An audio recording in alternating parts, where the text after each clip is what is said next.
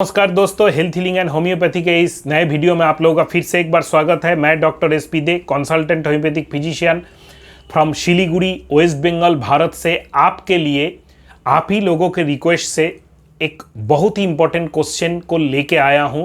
क्या होम्योपैथी में मेडिसिन लेने के बाद बीमारियां बढ़ जाते हैं? Is homeopathy aggravates then ameliorates? Homeopathy में बीमारी बढ़ने का ये कॉन्फ्यूजन क्या है, इसके पीछे राज क्या है, क्या साइंटिफिक है, क्या होम्योपैथी के बुक्स में लिखा गया है, क्या प्रैक्टिकली हम लोग देखते हैं, इसका उत्तर। तो चलिए, ये वीडियो बहुत ही इंटरेस्टिंग होने जा रहा है क्योंकि ये एक ऐसा क्वेश्चन है हर होम्योपैथी दवाई लेना जो चाहते हैं, जो पेशेंट्स होते हैं या ले रहे हैं, उनके मन में रहता है।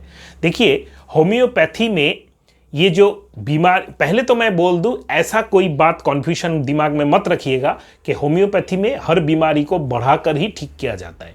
क्योंकि अगर कोई 102 बुखार मेरे पास लेके आए, मैं उसके बुखार को 104 या 6 करके फिर कमाने जाऊं, तो हम लोग कोई भी होम्योपैथी डॉक्टर सक्सेसफुली पेशेंट नहीं देख सकते या ट्रीटमेंट नहीं कर सकते। कब बहुत ही पहले हम लोगों का गुजारा बंद हो चुका होता। और कोई भी क्रॉनिक डिजीज के पेशेंट, जैसे बहुत सारे आर्थराइटिस के पेशेंट्स, या इनके दर्द को हम लोग बढ़ा देंगे फिर कमाएंगे, ऐसा नहीं है।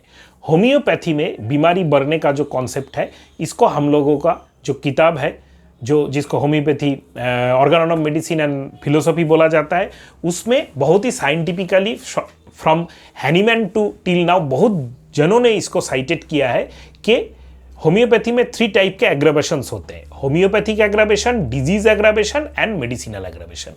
ये दोनों एग्रावेशंस में only homeopathy aggravation, homeopathy aggravation जो होता है, इसको ठीक बोला जा सकता है।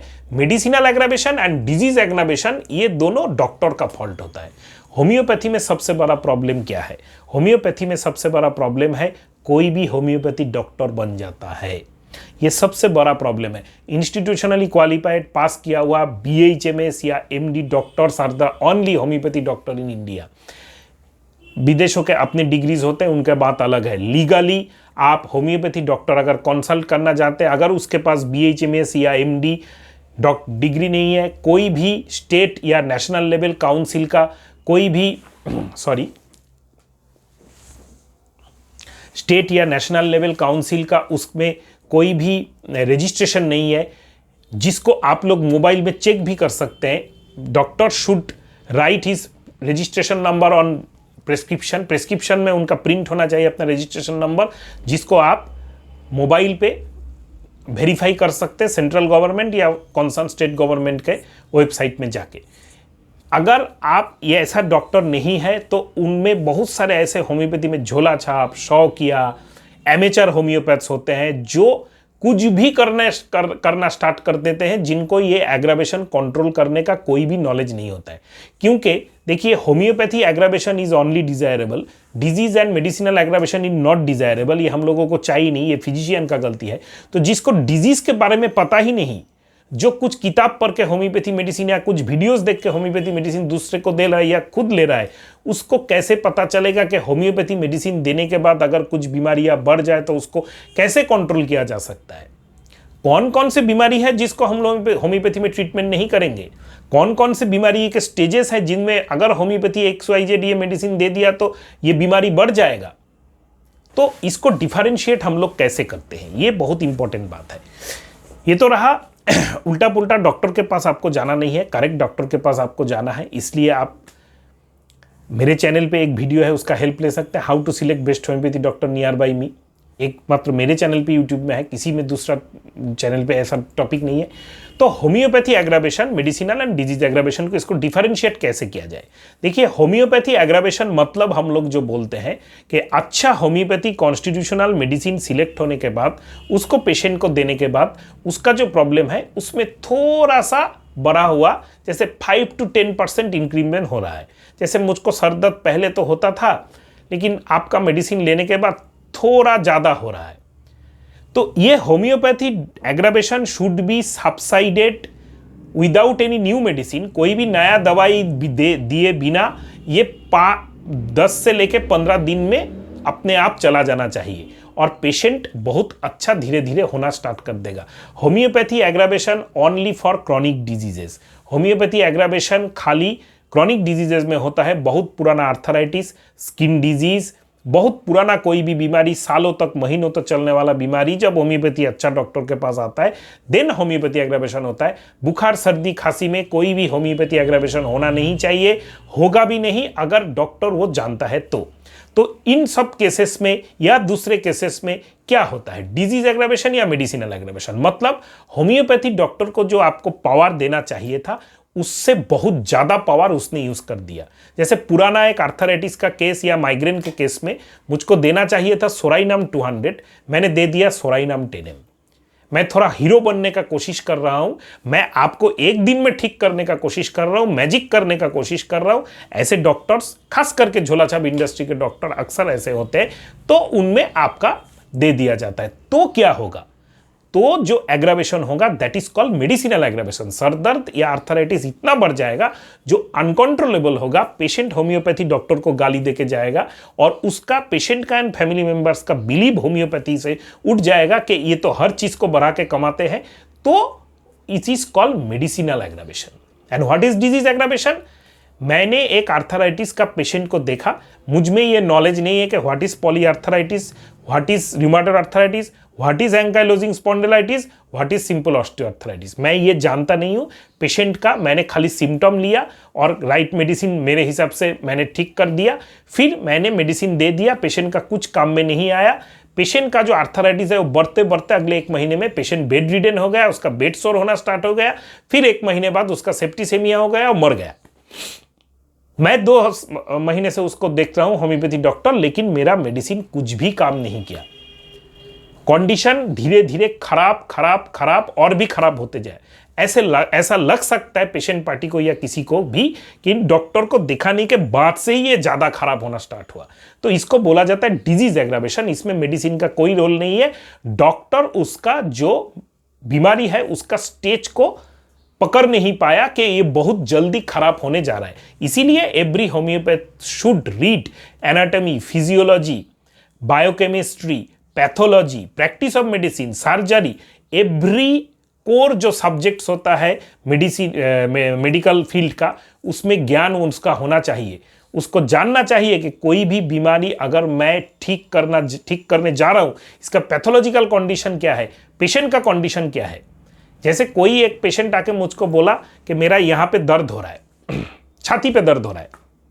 अगर मैं ये नहीं जानता हूं कि ये छाती का दर्द कैसा है, इसका सिम्टम सीवियरिटी कैसा है, इसको ईसीजी करना है कि नहीं, मैं खाली छाती का दर्द के लिए रूटा और रानांगुलस वल्बोसस उसको दे के बोल रहा हूं जाओ तुम 3 दिन बाद आना, ठीक हो जाएगा, और उसको रात के बीच में इतना छाती का दर्द आया, हार्ट अटैक आया, पेशेंट मर गया, तो पेशेंट आके मुझको क्या बोलेगा? पेशेंट पार्टी दूसरे दिन मेरे अगेंस्ट केस कर देगा कि इसका मेडिसिन खा के हुआ। What is this type of aggravation? It is disease aggravation. इसमें कोई रोल नहीं होता है। मैंने पेशेंट को क्वेरी नहीं किया, मुझ में नॉलेज ही नहीं है, मुझ में डायग्नोसिस करने का पावर ही नहीं है कि ये छाती का दर्द, हार्ट का दर्द हो रहा है। सुबह से पेशेंट को हो रहा था, शाम को पेशेंट डॉक्टर के पास आया, फिर भी डॉक्टर पकड़ नहीं सका, उसको नहीं बोला नियरेस्ट हॉस्पिटल में जाओ या एटलीस्ट एक ईसीजी करा लो, किसी को रेफर नहीं किया, वो दवाई दे के छोड़ दिया। रात के 3 बजे जाके उसका हार्ट अटैक हुआ, पेशेंट मर गया। तो इट्स डिपेंड्स ऑन डॉक्टर्स। ये होम्योपैथी साइंस का कोई भी प्रॉब्लम नहीं है।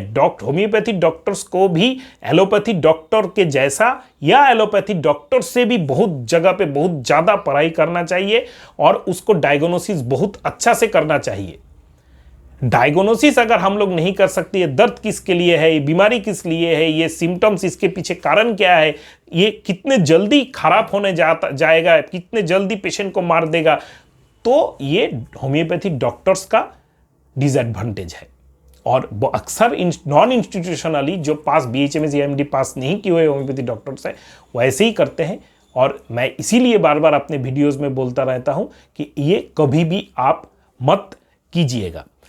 तो देखिए, होम्योपैथी में जो ये 2 टाइप के एग्रावेशन होते हैं, तो आपने समझ लिया कि गलती से होता है, कभी भी ऐसा नहीं करना चाहिए। और होम्योपैथी एग्रावेशन में आप कन्फ्यूजन में नहीं रहेगा, अरे बाप रे ये होम्योपैथी एग्रावेशन होगा तो हर बीमारी को, नहीं, हर बीमारी नहीं होगा।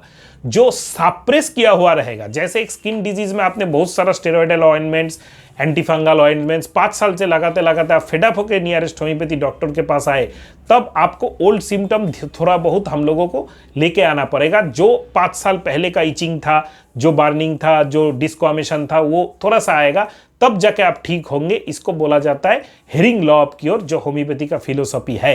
अच्छा कॉन्स्टिट्यूशनली होम्योपैथी मेडिसिन प्रिस्क्राइबर जो एंटीमायाज्मेटिकली कॉन्स्टिट्यूशनल होम्योपैथी ट्रीटमेंट करता है।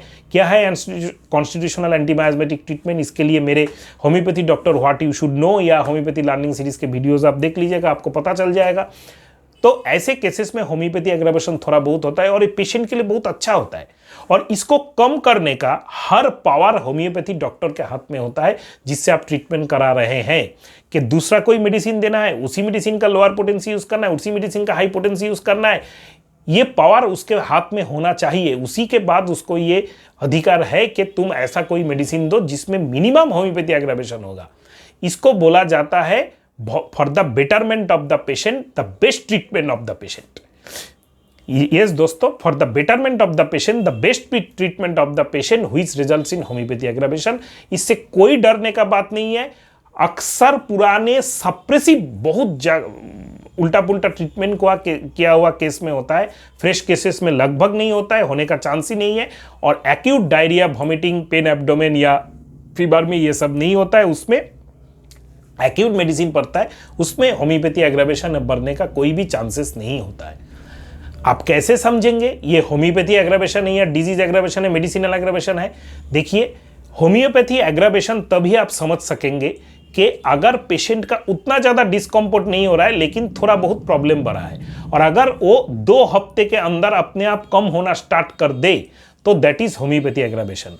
और अगर पेशेंट का एग्रावेशन ऐसा है कि उसका प्रॉब्लम 2 दिन, 3 दिन, 5 दिन, 10 दिन में बहुत ज़्यादा बढ़ते ही जा रहा है और वो होम्योपैथी डॉक्टर रिपीटेडली होम्योपैथी दवाई दे रहा है लेकिन फिर भी नहीं ठीक हो रहा है, then it may be medicinal aggravation और डिजीज एग्रावेशन। और डिजीज एग्रावेशन, मेडिसिनल एग्रावेशन में आप डिफरेंशिएट कैसे कर सकते हैं? डिजीज एग्रावेशन में डिजीज का जो कंडीशन है, उसका जो पैथोलॉजिकल इन्वेस्टिगेशन है, बायोकेमिकल मार्कर्स है, वो बढ़ते जाएगा। उसको आप देखिएगा, पहले पेशेंट का शुगर था इतना, 5 दिन दवाई लेने के बाद शुगर बढ़ गया, अभी पेशेंट का हार्ट में भी प्रॉब्लम आ रहा है, किडनी में भी प्रॉब्लम आ रहा है, then it is called medicinal aggravation. तो मेडिसिनल एग्रावेशन और डिजीज एग्रावेशन में ये डिफरेंस होता है। और होम्योपैथी एग्रावेशन मिनिमम होगा और विदाउट एनी फर्दर मेडिसिन, मतलब जो मेडिसिन आपको दिया गया वो आप ले रहे हैं, लेते लेते लेते लेते उसी मेडिसिन से आपका 2 हफ्ते अप्रोक्सीमेटली, कभी इसको 2-4 दिन ज़्यादा या कम हो सकता है, पेशेंट का प्रॉब्लम मिनिमाइजेशन होगा, then it should be called homeopathy aggravation. अगर कुछ जानना चाहते तो वीडियो के कमेंट बॉक्स में कमेंट कीजिएगा, हर कमेंट का आंसर देना मैं जरूरी समझता हूं। और अगर आप मेरे चैनल पे नए हैं, इस टाइप के टॉपिक्स में आपके लिए लेके आता रहता हूं, तो चैनल को सब्सक्राइब करके बेल आइकॉन को प्रेस करना मत भूलिएगा। दोस्तों नमस्कार।